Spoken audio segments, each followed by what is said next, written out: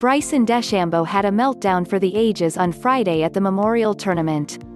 In his first tournament since winning the Rocket Mortgage Classic 2 weeks ago, DeChambeau was sitting at +1 with 4 holes to play in the second round. With the cut line hovering around +3, DeChambeau only needed to play cleanly in order to make it to the weekend. Instead, he unraveled. On the par 5 no. 15, DeChambeau's drive took a wide turn, forcing him to take a drop and leaving him with an awkward, blind second shot out of the deep rough. While other players might have simply opted to lay up and play from there, DeChambeau decided to go for it, pulling out his 3-wood and heaving with all of his might. He sent his ball flying just past a fence some ways off the green, settling out of bounds. At this point, other players might have taken their lumps, realized the error of their ways, and decided to chip out and do what they could to survive to the weekend. DeChambeau decided to take the tin cup path, whipping out his 3-wood once again to give it another go. Still in the rough, DeChambeau was now on his 7th shot. He went for it again. As the ball came off the club, DeChambeau seemed to believe he had put it over again, conceding that it was time to lay up and move on with his day.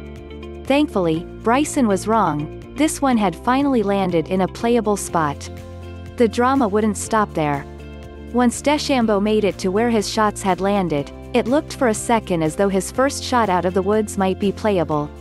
After a rules official came over to explain that the ball was still out due to its position relative to the fence, DeChambeau asked for a second opinion. The second rules official agreed with the first. DeChambeau's ball was out of bounds. Sometimes even the biggest stars in golf need to do a bit of mental math. Golf Channel. After chipping onto the green and hitting 2 putts, DeChambeau would leave the hole with a 10.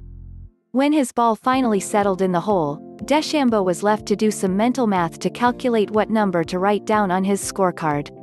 Bryson's 10 pushed him from +1 on the weekend to +6, well above the cut line. For the first time since January, DeChambeau would not play through the weekend. On Twitter, fans were in awe of DeChambeau's meltdown. DeChambeau clearly wasn't pleased with his meltdown. As Bryson walked off the green, his caddy played a little defense between his golfer and the cameras. DeChambeau's new muscle has broken golf to some extent, but moments like his meltdown at no. 15 show that a long drive alone can't carry you to victory every week on tour. Whether you love him or hate him, there is no player in golf more fascinating to watch right now than Bryson DeChambeau.